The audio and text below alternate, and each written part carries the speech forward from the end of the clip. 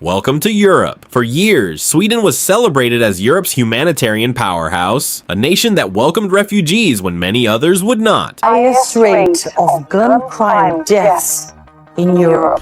Today, the same country is building one of the continent's toughest immigration systems. So what changed? Up to 1 million refugees may be heading to Germany this year, but Sweden takes in the highest number of refugees per capita in Europe. You may have heard us make reference to the term no-go zones. These are urban areas in Sweden allegedly so overrun by migrant violence that even police are instructed not to patrol there. Sweden has a gun problem. The number of fatal shootings in the country more than doubled between 2013 and 2023, and it now has the second highest rate of gun crime deaths in Europe. Sweden, a country that once flew the flag for open-door migrant policy, but the Scandinavian nation has now done a dramatic U-turn, introducing border controls and tighter legislation to build one of the most restrictive asylum policies in Europe.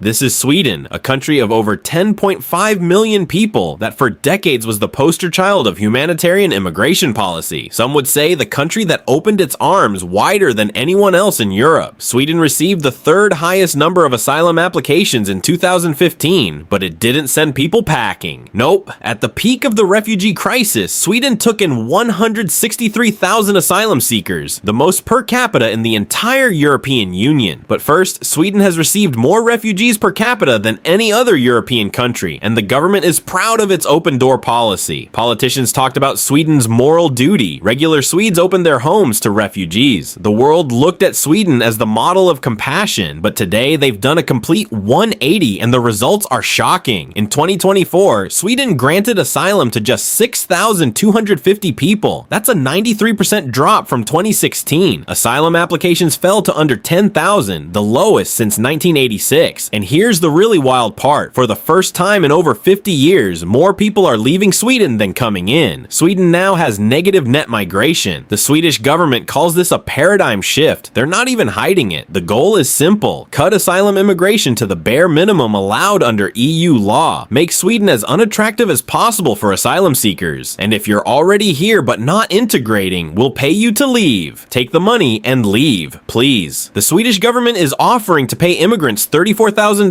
if they go back to their home country. Leave, please. The Swedish government is offering to pay immigrants $34,000 if they go back to their home country. This isn't some far-right fantasy. This is official policy backed by multiple parties, supported by most of the Swedish public, and it's working, at least by the numbers. So what happened? How did one of the world's most liberal countries become one of the strictest on immigration? And has Sweden actually solved its immigration crisis or just created new problems? Today, on Across the Globe, we're breaking down Sweden's radical transformation, the policies that shocked Europe, the results that nobody saw coming, and what it means for the future of immigration worldwide. So first things first, let's go back to understand just how intense this change really is. For most of modern history, Sweden prided itself on being a refuge. After World War II, the country built a reputation for humanitarian values. During the Cold War, they took in dissidents from Eastern Europe. In the 1990s, they welcomed refugees from Yugoslavia. In the 2000s, people fleeing Iraq and Somalia found safety in Sweden.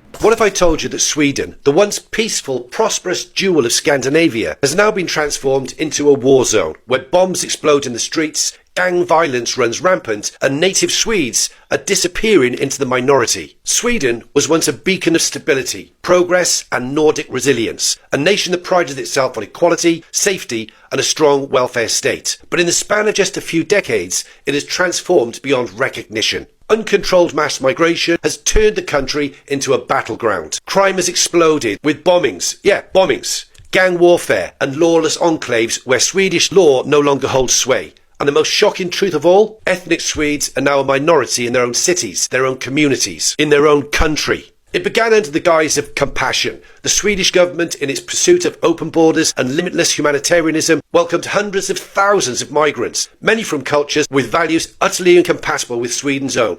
These weren't families seeking a better life. They were overwhelmingly young men, many of whom despise the West, see it as weak and ripe for exploitation. Sweden prided itself on being a refuge. After World War II, the country built a reputation for humanitarian values. During the Cold War, they took in dissidents from Eastern Europe. In the 1990s, they welcomed refugees from Yugoslavia.